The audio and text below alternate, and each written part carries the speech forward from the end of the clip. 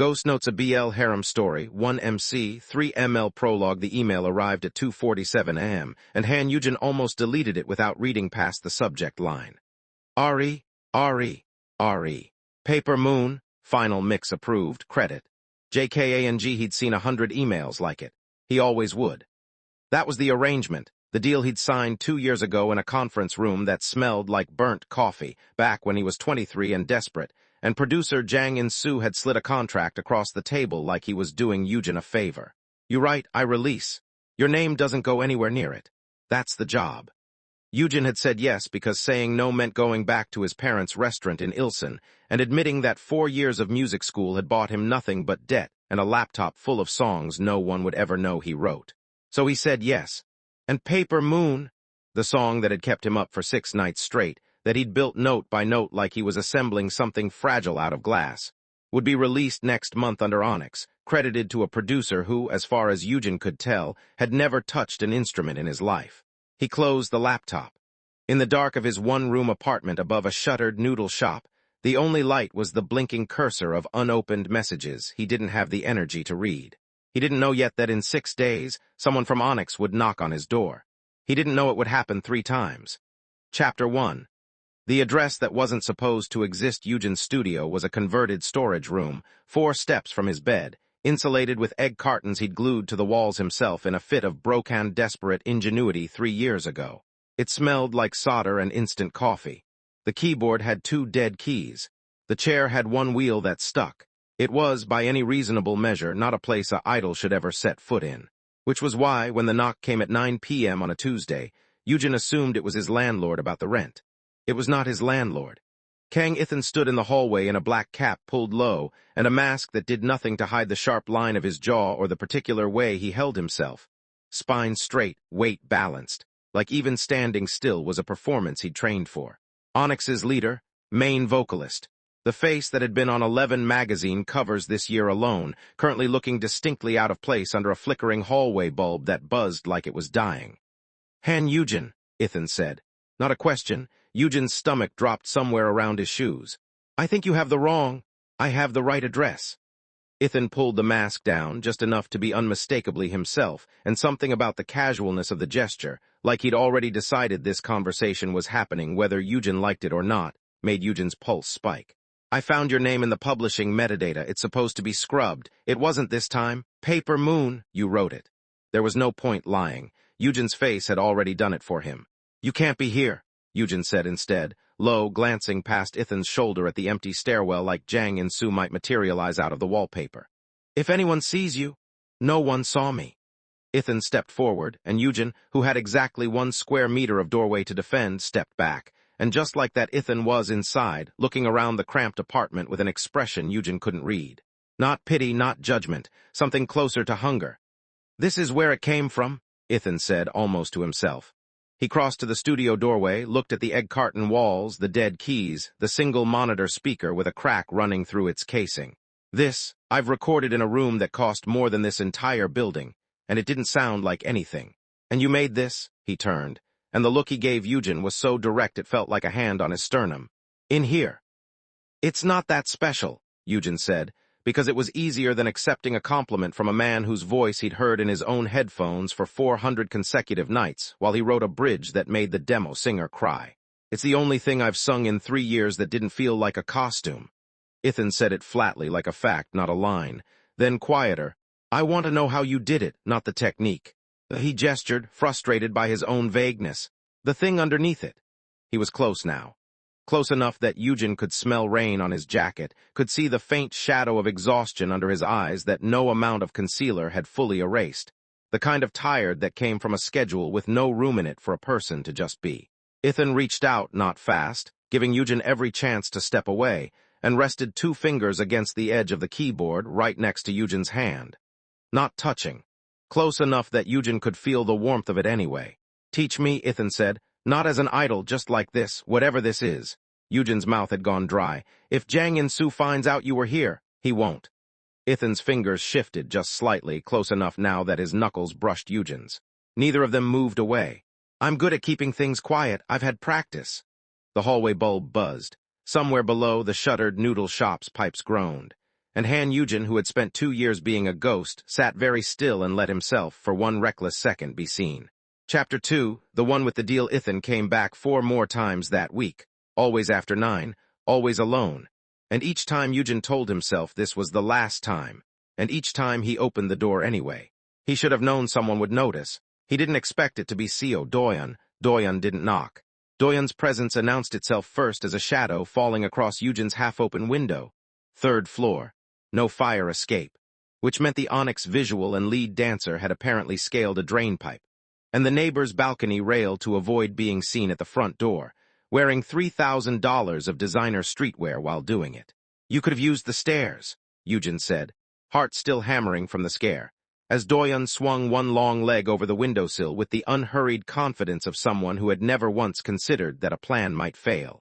Stairs have cameras. Doyeon straightened, brushed non-existent dust off his sleeve, and smiled.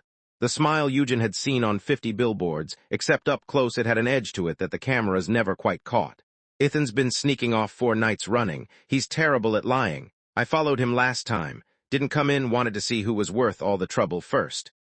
Yoojin's whole body went cold. You're going to tell someone? Maybe. Doyeon wandered into the studio like he owned it, trailed a finger along the desk, picked up a scrawled lyric sheet and read it with unbothered thoroughness while Yoojin fought the urge to snatch it back. Or maybe I'm going to ask you for a favor first. What favor? Doyeon set the paper down and turned, and the ease dropped out of his expression just enough to show what was underneath, something sharper, more tired than his public face ever let on. I have a solo showcase in 4 months. Company's letting me release one self-produced track if it's competitive. His mouth curled around the word like it tasted bad. I've written 11 versions. They've rejected all 11. I heard Paper Moon in the studio last week, and I knew inside 30 seconds I knew whoever wrote that understood something I don't. So, he spread his hands. Ghostwrite for me too. I keep your secret. You keep mine. It should have felt transactional. Cold, even a trade, nothing more. But Doyeon had crossed the room while he talked, and now he was close enough that Yoojin had to tip his head back to hold his gaze, and there was something in the way he was looking at Yoojin that didn't match the business-like terms he was offering. That's it? Yoojin asked, voice not quite steady. Just a trade. Doyeon reached out, and with a slowness that felt deliberate, tucked a strand of hair back from Yoojin's forehead, a touch that lasted a half-second too long to be casual, his fingers grazing Yoojin's temple, his cheek, before dropping away. For now, Yoojin repeated, throat tight. I don't do things by half-hand, Yoojin. Doyeon's voice had dropped, quieter, closer. If I'm going to keep your secret, I want to actually know the person I'm keeping it for, not just his chord progressions. He left the way he came, through the window, and Yoojin stood in his tiny egg carton studio with his pulse still not right, and the ghost warmth of a stranger's fingers on his temple, and thought, this was supposed to be the safe part of my life. Chapter 3, the quiet one is never actually quiet. Yoon Yiwon didn't sneak, didn't climb, didn't knock late at night pretending to be casual about it. Yiwon showed up at 11 a.m. on a Saturday, rang the buzzer like a normal human being, and when Yoojin opened the door in yesterday's t-shirt, hair a disaster, he simply held up a folder. I have questions, Yiwon said. No cap, no mask, no attempt to hide, which was somehow more alarming than either of the others' theatrics, because it meant he'd decided he didn't care who saw him here. About royalties, about contracts, about the metadata scrub that conveniently failed exactly once, on a song that happens to be the strongest thing this group has released in 2 years. Yoojin's stomach twisted. Yiwon was ONYX's main rapper, and by reputation, the member who actually read every document the company put in front of him. The one who'd gone quietly nuclear on a variety show 2 years ago when a host implied the members didn't write their own verses, then spent the next hour proving, on camera, that he did. You think I'm lying about something, Yoojin said. I think, Yiwon said, stepping past him into the apartment without waiting for an invitation, that a company paying you nothing for a song worth everything isn't an accident. I want to see your contract. It took Yoojin a full minute to find the courage to actually get it. The folder he kept hidden behind a loose panel in his closet, because some old instinct had told him 2 years ago that a day might come when he needed proof of exactly how badly he'd been cheated. Yiwon read it standing up in total silence for what felt like an eternity. Yoojin watched his jaw tighten by degrees. This is illegal, Yiwon said finally, flat, controlled in a way that was somehow scarier than shouting. Not gray area, not industry standard. Illegal. No royalty clause, no credit clause, a non-disclosure with a penalty that would bankrupt you for talking about it, and a signature obtained. He checked the date, did the math, looked up when you were 23 with no legal representation present. I didn't have a choice. You had a choice. It was a bad one, offered to someone with no leverage, which is functionally the same as no choice, and Jang Insu knows exactly what he's doing. Yiwon set the folder down with a care that felt more violent than if he'd thrown it. Then, unexpectedly, some of the hardness went out of his face, and what was left looked almost like guilt. We've been performing your work for a year. I didn't know. I should have asked. Everyone in that company just assumes the credits are true because it's easier than checking. It's not your fault. It's not your fault either, Yiwon said, sharper than Yoojin expected, and then, like he'd startled himself with the force of it. He stepped closer and reached out, not with the practiced ease of Ithan's near touch or the deliberate slowness of Doyeon's, but almost clumsily, like he wasn't used to doing this, and rested his hand flat against the side of Yoojin's face. Yoojin froze. Yiwon's palm was warm, slightly rough, calloused from years of choreography and gripping mic stands, and his thumb moved once, barely, along Yoojin's cheekbone, like he was checking that Yoojin was actually real and not some idea he'd built out of a song credit and a locked studio. You wrote something that made 40,000 people cry at a fan meeting, Yiwon said low, and the company that profited from it has spent 2 years making sure you'd never get to hear them do it. I heard them, Yoojin admitted, voice barely above a whisper. I watched the fan cam 6 times. Something shifted in Yiwon's expression, softened, then sharpened again with a different kind of intensity, and for a second Yoojin thought he might close the last few inches between them entirely. Instead, Yiwon exhaled, dropped his hand, and stepped back with visible effort, like a man forcing himself to remember why he'd come. I'm not leaving this alone, he said. The contract. Any of it, you're going to get yourself in trouble. I'm already in trouble, Yiwon said, and for the first time something almost like a smile touched his mouth.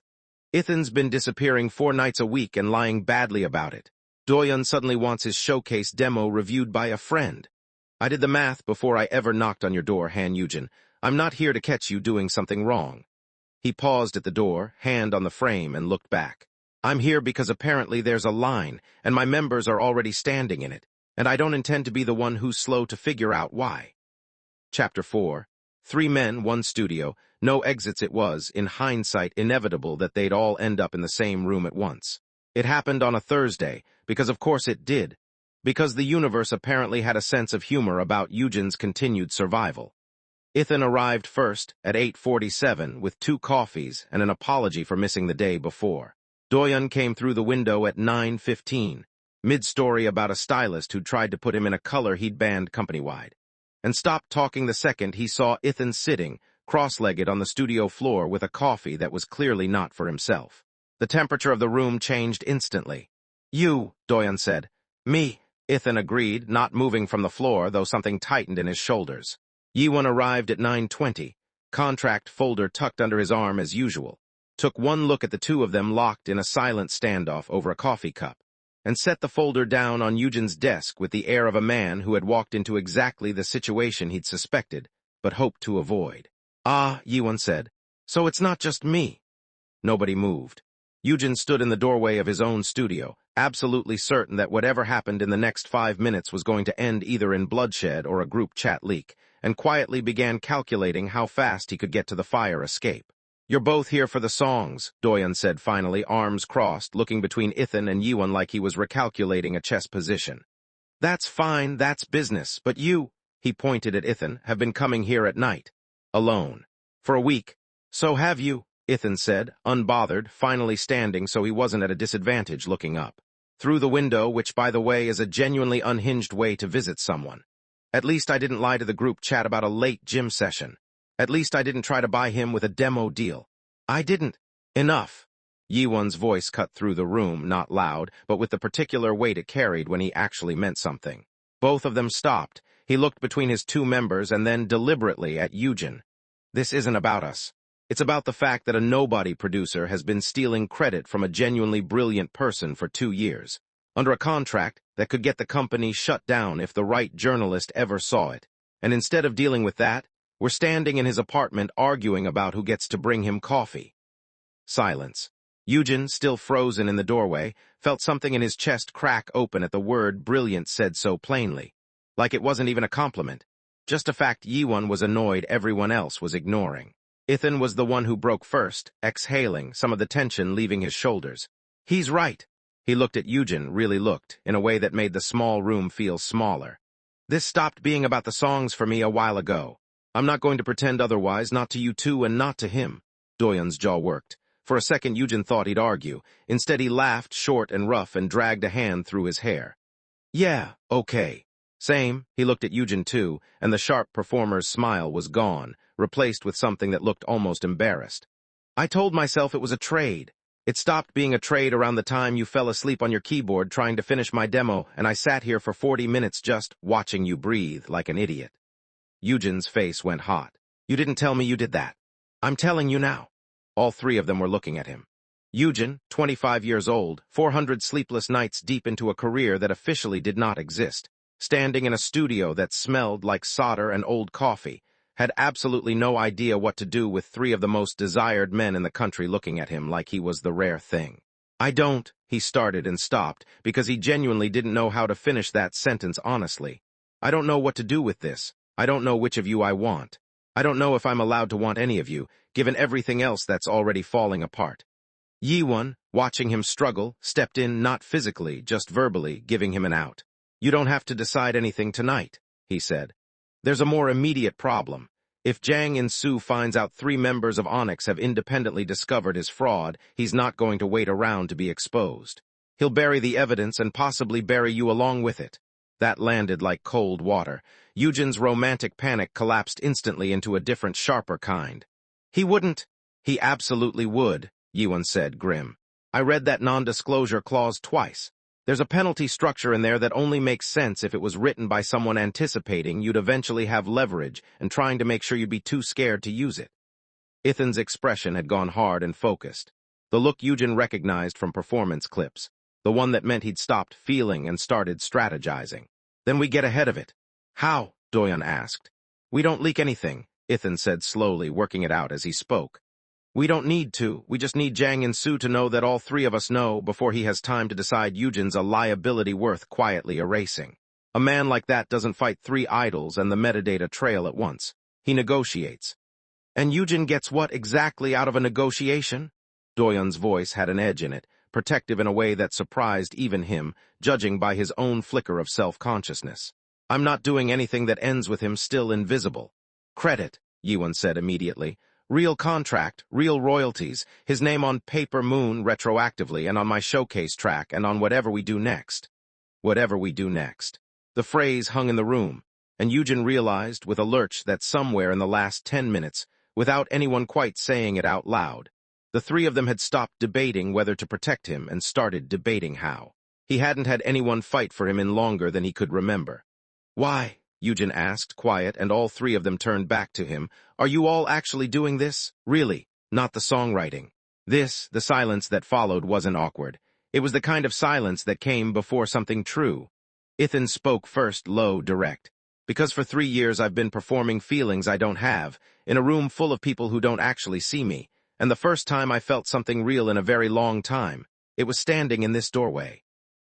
Doyeon looked away, jaw tight, and when he spoke his usual polish had cracked into something rower. Because you're the first person who's ever wanted something from me, my help, instead of wanting something of me, and I don't know what to do with wanting to keep that. Yiwon didn't say anything at first. He crossed the small room instead, stopped in front of Yoojin, close but not closing the distance entirely, leaving the choice visibly, deliberately in Yoojin's hands. Because you signed a contract that erased you when you were 23 and scared, he said finally. And instead of it breaking you, you kept writing things good enough to make 3 grown men lose their minds over a stranger's apartment. I don't know what I'm doing here either, but I know I'm not leaving. The studio was silent except for the hum of the dead-keyed keyboard's power light, and somewhere below, the faint clatter of the noodle shop's shutters in the wind. Yoojin looked between them, Ethan's steady intensity, Doyeon's cracked-open honesty, Yiwon's careful, deliberate closeness, and understood, with a clarity that scared him more than Jang Insu's contract ever had, that this was not going to resolve itself quietly. There would be no simple ending where he picked one and the other 2 politely faded into a subplot. Whatever this was, it had already outgrown the shape of a normal choice. I don't know what I want yet, he admitted. But I know I don't want any of you to leave either. It wasn't a promise. It wasn't a rejection. It was, for the first time in 2 years, an honest thing that belonged entirely to him, not ghostwritten, not scrubbed from any record, not credited to someone else. Ethan's hand found his first, fingers lacing through his, deliberate warm. Doyeon's hand landed at the small of his back a second later, light, testing, staying when Yoojin didn't pull away. Yiwon simply stepped that last half-step closer, until his forehead rested against Yoojin's, breath shared in the narrow space between them, and murmured, low enough that it felt like it was meant only for Yoojin. Then we're not going anywhere. Chapter 5. What the metadata remembers Jang Insu called Yoojin into his office 6 days later, and Yoojin understood, the second he stepped through the door, that the meeting he'd been dreading for 2 years had finally arrived. Except this time, for the first time, he wasn't walking in alone. He was walking in with a folder of his own. And 3 phones, 3 separate group chats, 3 sets of screenshots that Yiwon had spent 4 sleepless nights compiling into a timeline no lawyer could pick apart. Jang In-su's smile faltered the moment Yoojin set the folder on his desk and didn't look away. "Let's talk," Yoojin said, and for the first time in 2 years his voice didn't shake, "about Paper Moon." Outside the office in the hallway, 3 men waited, not hiding, not sneaking, standing in full view of every staff member who passed, because Ethan had decided, quietly and completely, that hiding was over. Doyeon leaned against the wall, checking his phone with theatrical calm, though his eyes kept flicking to the office door every few seconds. Yiwon simply stood, arms crossed, folderless now because everything that mattered was already in Yoojin's hands. None of them knew yet exactly how this would end. Whether Jang Insu would fold quietly or fight dirty. Whether the company's PR team would spin this into scandal or triumph. Whether Paper Moon would finally carry Han Yoojin's real name the next time it played on the radio. What they knew was simpler than all of that. Whatever came out of that office, the ghost was done disappearing. To be continued.